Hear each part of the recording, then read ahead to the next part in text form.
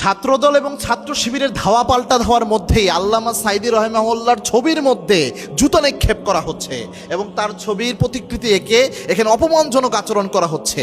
এটা একজন মুসলমান হিসেবে দেখে অন্তরে ব্যথিত হয়েছে অন্তরের দিক থেকে, এবং এটা কলিজায় গিয়ে আঘাত লেগেছে। মনে রাখবেন, আল্লামা সাঈদী কোনো দলের সম্পদ না, তিনি দল মত নির্বিশেষে সকল দলের সকল মানুষের ভালোবাসার এক নাম। আল্লামা সাঈদী একটা ইতিহাসের নাম।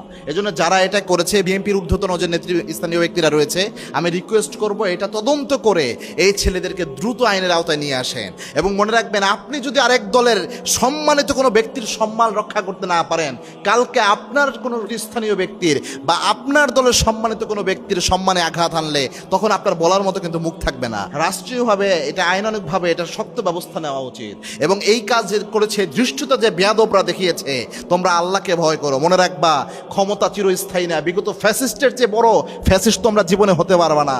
যে ধৃষ্টতা দেখিয়েছো, যে দলেরই হোক, এটা আল্লাহর দরবারে তোমার জবাবদিহিতে করতে হবে। আল্লাহর কাছে তোমাদের হেদায়েতেরও দোয়া করছি। আর হেদায়েত নসিবে না থাকলে আল্লাহ দেখে নেবে ইনশাল্লাহ। এটা কি ফাইজলামি শুরু হয়েছে? এই রাষ্ট্র ব্যবস্থা দেখার জন্য আমরা এতদিন রক্ত ঝরিয়ে এই জুলাই আন্দোলনে, এই তো 5 আগস্ট রক্ত ঝরিয়ে জুলাই মাসে আবার নতুনভাবে বাংলাদেশ স্বাধীনতা নিয়ে এসেছে যুবকরা।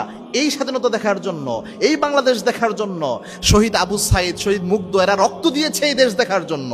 এটা কেমনে মেনে নেওয়া যায়? মনে রাখবেন, কোনো আলেমের সম্মান, একজন আলেমকে সম্মান করেন অথবা তার সম্মান রক্ষার হাতিয়ার হয়ে যান, আপনার মর্যাদা আল্লাহ বাড়িয়ে দেবে। এবং আল্লাহর হাবিব সাল্লাল্লাহু আলাইহি ওয়াসাল্লাম জানিয়েছেন, মান আকরামা আলেমান ফাকাদ আকরামানি, যে ব্যক্তি আলেমকে সম্মান করে সেজন্য আমি নবীকে সম্মান করে। ওমান আকরামানি ফাকাদ আকরামাল্লাহ, আর যে আমি নবীকে সম্মান করে সেজন্য স্বয়ং আল্লাহরে সম্মান করে, সেজন্য স্বয়ং আল্লাহকে সম্মান করে। একজন আলেম তার ছবির মধ্যে এইভাবে ধৃষ্টতা দেখানো, শহীদ প্রেসিডেন্ট জিয়াউর রহমান, তাকে তো আমরা বিএনপির মনে করি না। বেগম খালেদা জিয়া, তাকে শুধু আমরা বিএনপির মনে করি না, তিনি দল মত নির্বিশেষে সবার সম্মানিত। তেমনি আল্লামা দেলোয়ার হোসেন সাঈদী রাহিমাহুল্লাহ, তিনিও দল মতের ঊর্ধ্বে উঠে একজন সম্মানিত ব্যক্তি। ইনার ব্যাপারে যে এই কাজ করেছে যারা, তাদের দৃষ্টান্তমূলক শাস্তি দরকার।